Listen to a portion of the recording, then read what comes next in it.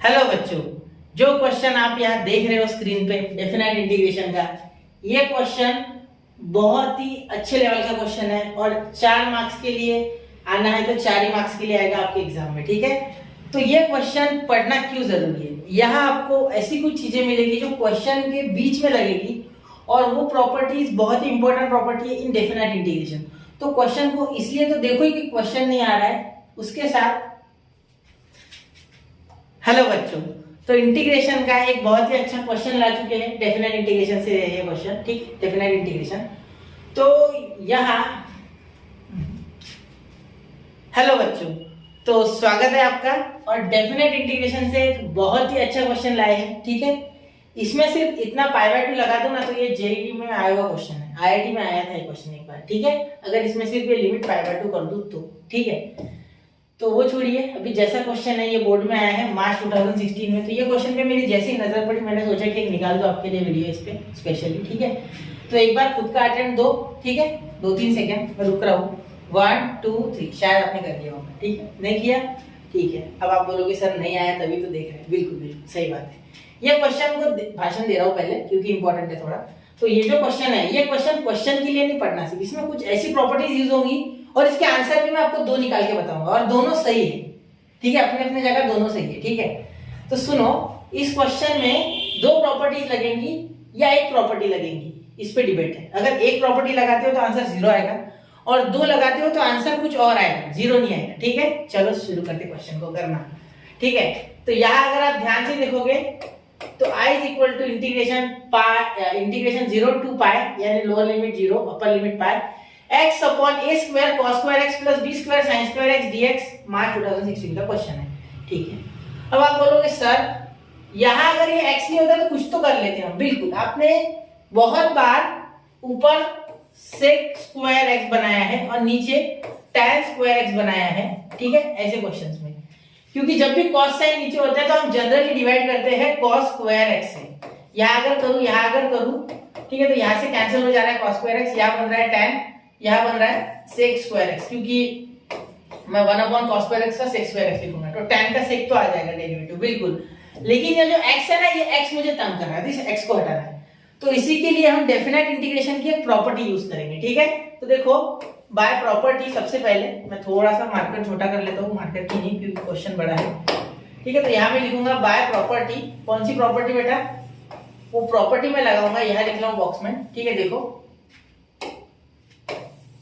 f of integration of 0 से लेके a तक, ठीक है, f of x dx is equal to integration 0 से लेके a तक f of a minus x dx। ये प्रॉपर्टी, ठीक है, ये वाली प्रॉपर्टी जनरल प्रॉपर्टी है, सब जानते हैं इस प्रॉपर्टी को। ठीक है, तो हम यहाँ इस पाई को अंदर माइनस कर देंगे x वाले टर्म्स में से। ठीक है, तो i is equal to integration 0 से लेके पाई, मैं छोटा लिख रहा हूँ क्योंकि क्वेश्चन बड़ा है। ठीक है, तो यहाँ हो जाएगा पाई माइनस एक्स, जहाँ जहाँ एक्स है उसमें से। ठीक है, ये पाई माइनस एक्स, यहाँ हो जाएगा ए स्क्वायर और यहाँ हो जाएगा cos square pi minus x, cos square pi minus x, ठीक है, plus b square sine square pi minus x.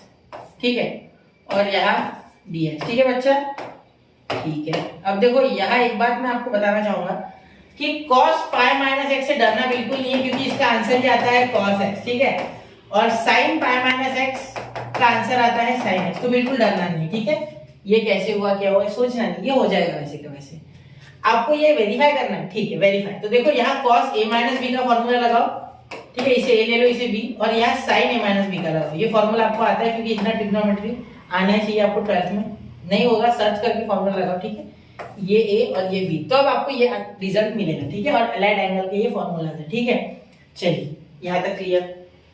मतलब सर इसके साथ तो कुछ बदला ही नहीं, फिर i इज इक्वल टू ये 0 से लेके पाई, यहाँ तो पाई माइनस एक्स आ गया सर, ये बिल्कुल सही है। ठीक है, आप बोलोगे यहाँ आएगा sir a square cos x cos square x plus b square sin square x। ठीक है, और यहाँ dx। बिल्कुल, क्योंकि ये कुछ बदला नहीं, ये कुछ बदला नहीं, तो वही रह जाएंगे ना वो। ठीक है सर, तो इसका फायदा क्या हुआ अभी बताता हूँ। देखो ये 2 और ये 1, आपको बहुत से टीचर ये जो रूल है किंग्स रूल के नाम से भी बताते हैं। ठीक है, हाँ किंग्स रूल बोलते शायद। ठीक है, मैं इतना यूज नहीं करता हूँ वो वर्ड, मैं ज्यादातर आपको बोलता हूँ ये प्रॉपर्टी है सिर्फ।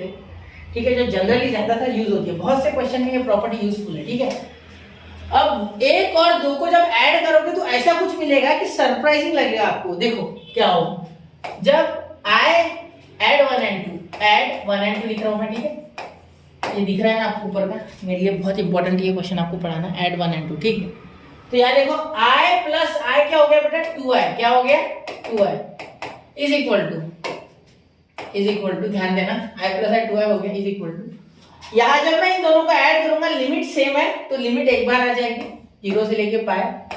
ठीक है, इतना बड़ा वापस से लिखना पॉसिबल नहीं है, आप भी मत लिखना, ऐसे डायरेक्ट लिखना तो भी चलेगा। ठीक है, ये तो कॉमन है एक्चुअली।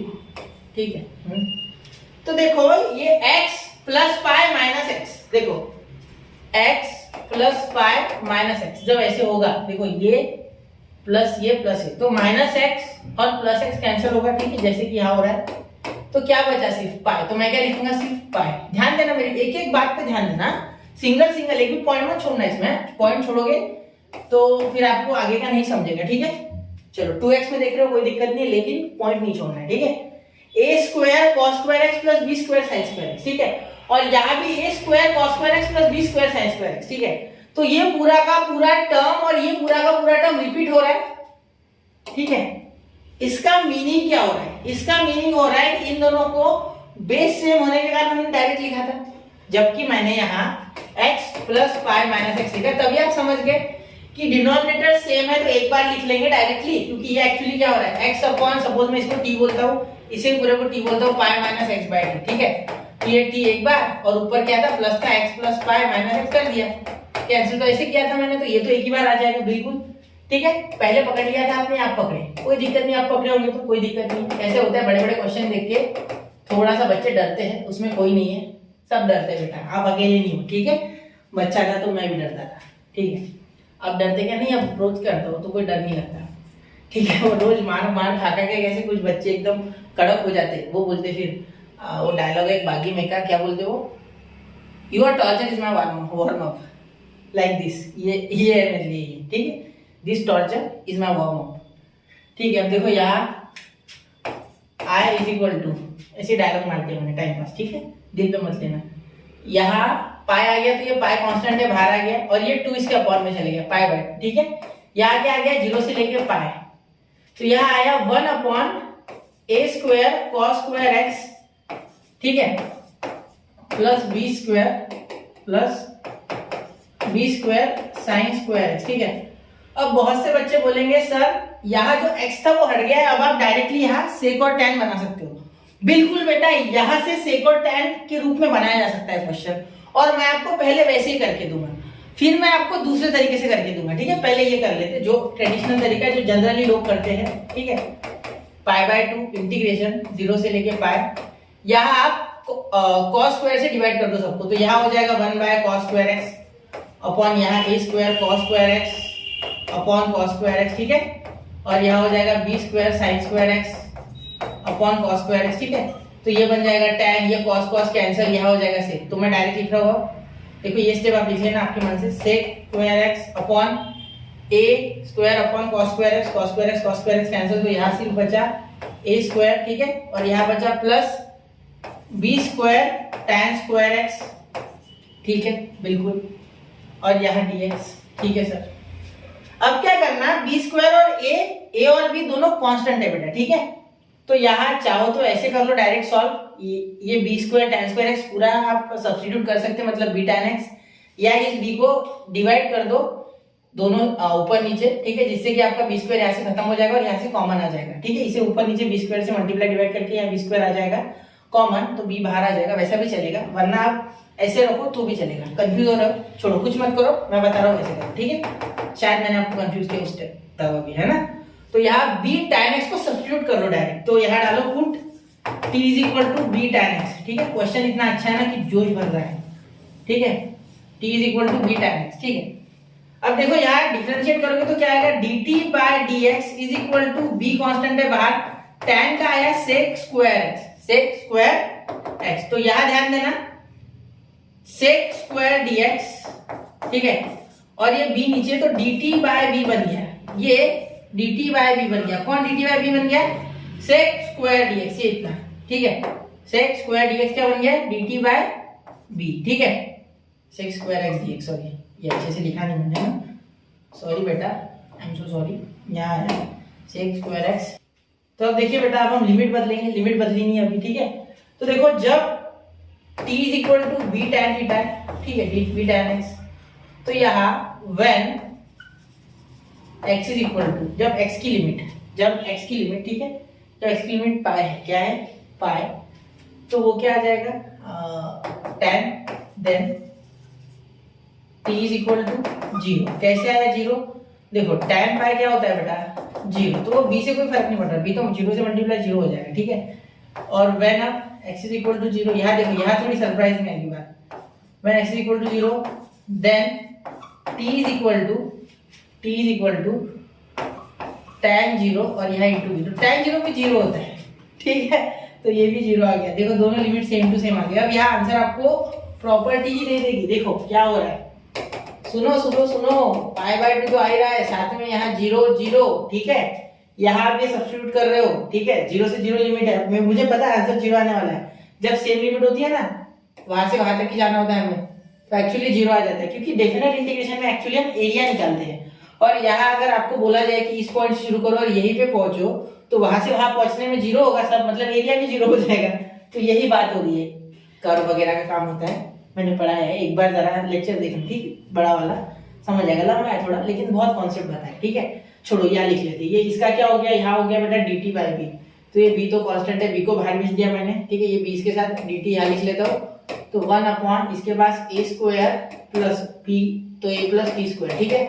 तो 0 से 0 लिमिट है, अब जरूरत ही नहीं सॉल्व करने की। देखो क्या हो जाएगा, जब आपको एक प्रॉपर्टी है बाय प्रॉपर्टी, ध्यान देना, इंटीग्रेशन a से लेके a तक अगर होता है f ऑफ x dx, तो डायरेक्टली आप लिख सकते हो आंसर 0, वहां से वहां तक जाने में क्या हो जाएगा, therefore i is equal to 0, तो आपका आंसर आ गया है 0। ये पहला आंसर, ठीक है। दूसरा भी और है, ठीक है, उसमें मैं बीच में से थोड़ा जज्बात बदलूंगा, एक बार जरा ऐसे नोट करना, 1 2 3, मुझे उम्मीद है ये क्लियर हो गया होगा, ठीक है, वर्थ इट है क्वेश्चन को समझ देना, ठीक है, ये हो गया।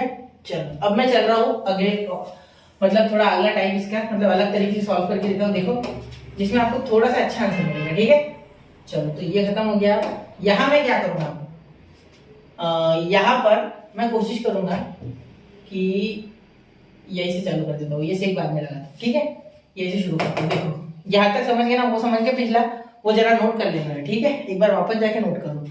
अब यहाँ देखना, यहाँ क्या करेंगे हम, यहाँ मैं एक प्रॉपर्टी लगाऊंगा बाय प्रॉपर्टी, ठीक है, वो भी आंसर वैलिड है, ऐसा कुछ नहीं है, ये मैं आपको बता रहा हूँ क्योंकि ऑप्शन ये था, ठीक है, उस समय थोड़ा सा कहा था, समझ के मैंने स्टार्टिंग में बताया था कौन सा क्वेश्चन कैसे आया था, कहाँ आया था, बाय प्रॉपर्टी, ठीक है, इंटीग्रेशन ऑफ 0 से लेके a या 2a बोल दो, 2a अगर होता है, ठीक है, f ऑफ x dx, ठीक है।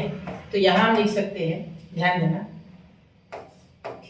इंटीग्रेशन 0 से लेके पाई बाय 2, यानी यहाँ पाई बाय 2 यहाँ होगा, यहाँ तो हो जाएगा a, ठीक है, 2a का आधा a हो जाएगा लिमिट, ठीक है, और बाहर एक लग जाएगा 2, ठीक है, 2 इंटू 0 से लेके a, ठीक है, यहाँ हो जाएगा f of 2a minus x dx, ठीक है। और अब मुझे आपको पाई माइनस एक्स या एक्स है पाई माइनस एक्स करके बताने की जरूरत नहीं, क्योंकि मैंने ऑलरेडी बता दिया है। यहाँ देखो cos square pi minus x से भी कॉस एक्स आता है, कॉस स्क्वायर एक्स आता है, और sign square pi minus x से भी साइन स्क्वायर एक्स आता है, तो वो बताने की जरूरत नहीं है मुझे, ठीक है।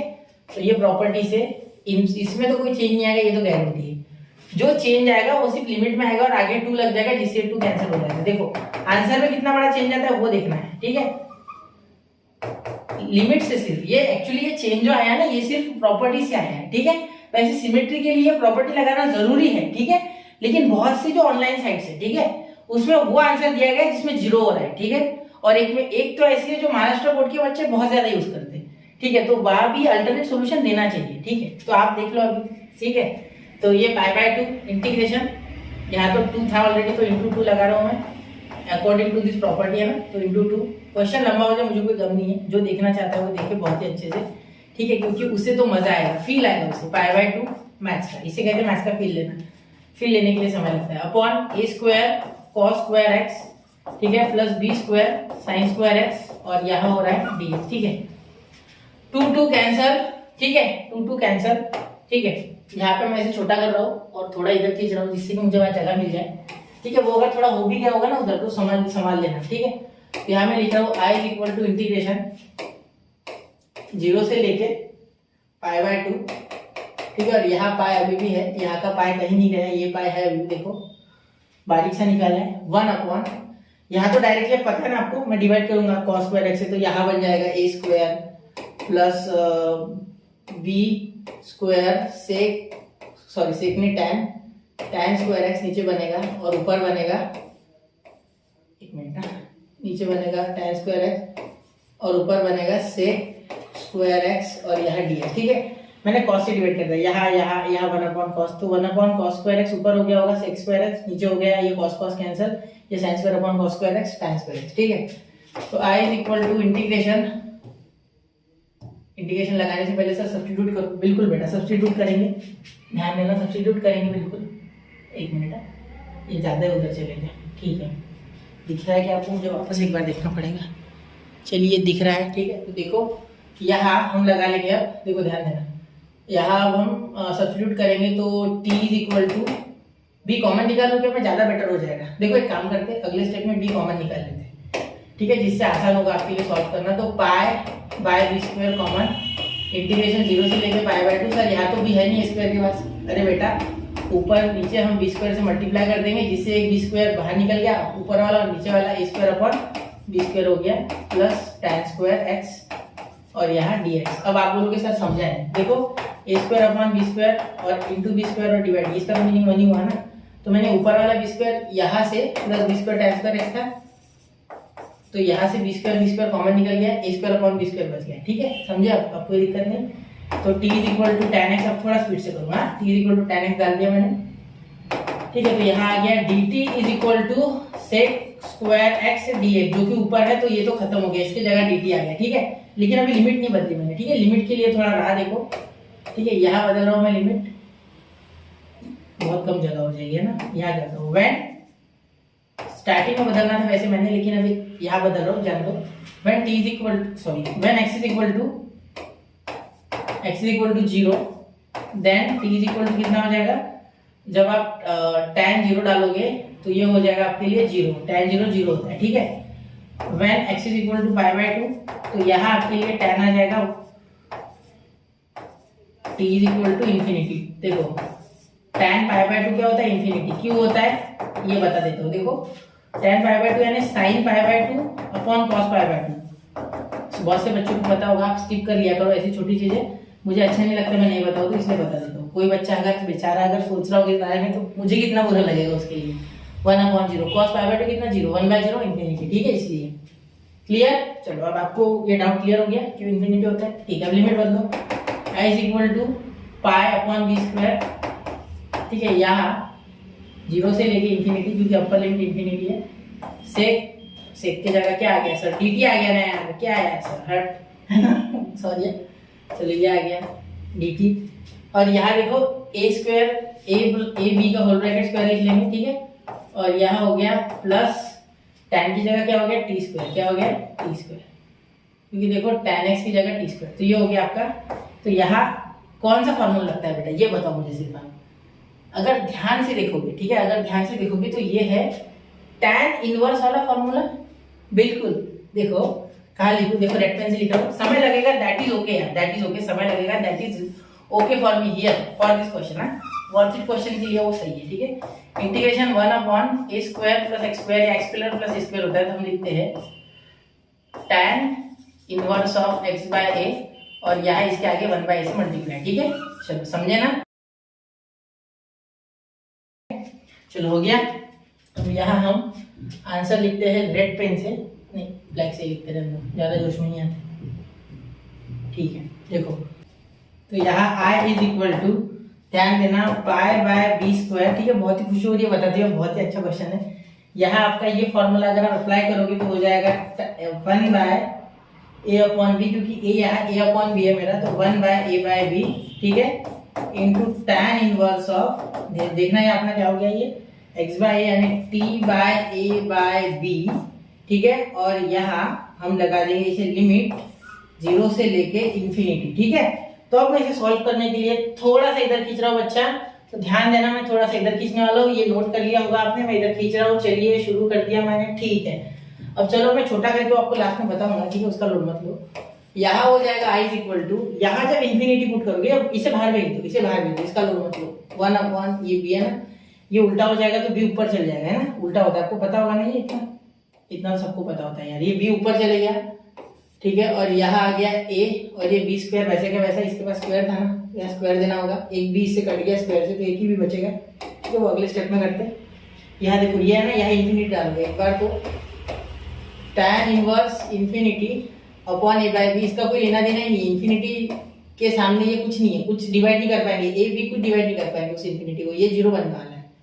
और यहाँ माइनस नीचे लिखता हूँ tan 0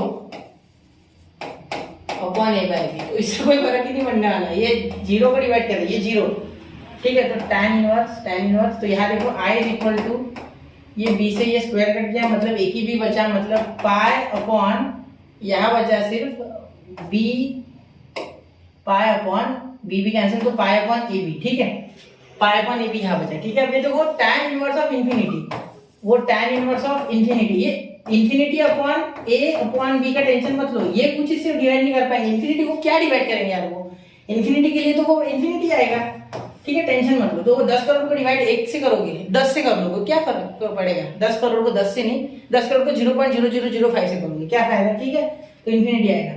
अब देखो यहाँ infinity to tan of infinity is what, वो आता है बेटा पाई, अभी देखा था हमने, ठीक है, tan pi by 2 tends to infinity, ठीक है, हाँ बिल्कुल, हाँ tan pi by 2 tends to infinity, तो ये हो गया आपका पाई बाय 2, क्या हो गया, पाई बाय 2, सॉरी पाई नहीं, पाई तो 0 होता है, ठीक है, पाई बाय 2, तो यहाँ पाई बाय 2, इसके लिए आ गया बेटा, एक मिनट, इसके लिए यहाँ आ गया ये पाई बाय 2, और ये tan इनवर्स ऑफ 0 है ना, तो 0 कब आता है, 0 पे आता है, ठीक है, तो tan 0 0, जहाँ sin 0 वही tan 0, ठीक है, तो ये -0, ठीक है, ये थोड़ा पेन तकलीफ दे रहा है, ठीक है। तो यहाँ pi into pi, pi square, ठीक है, और ये आ गया 2ab, और ये -0 का कोई लेना देना नहीं, तो आपका फाइनल आंसर आया i is equal to pi square upon 2ab, तो ये हमने आंसर लाया है, ठीक है। तो ये आंसर मुझे ज्यादा सुटेबल लगता है, क्योंकि यहाँ पूरी प्रॉपर्टीज यूज करके हमने एकदम पद्धत से, एकदम सिस्टमेटिकली आंसर लाया है, ठीक है। तो आपको कैसा लगा एक बार जरूर कमेंट करना, ठीक है, मुझे सिर्फ इतना कमेंट करके बताना क्वेश्चन कैसा लगा, ठीक है, बाकी कुछ नहीं, ठीक है। मैं चाहता था कि आप लोग ये सीखो, इसलिए मैंने बना दिया, ठीक है। तो चलिए मिलते हैं अगले लेक्चर में ऐसे ही क्वेश्चन के साथ, पढ़ते रहे, आगे बढ़ते रहे, जय हिंद जय भारत।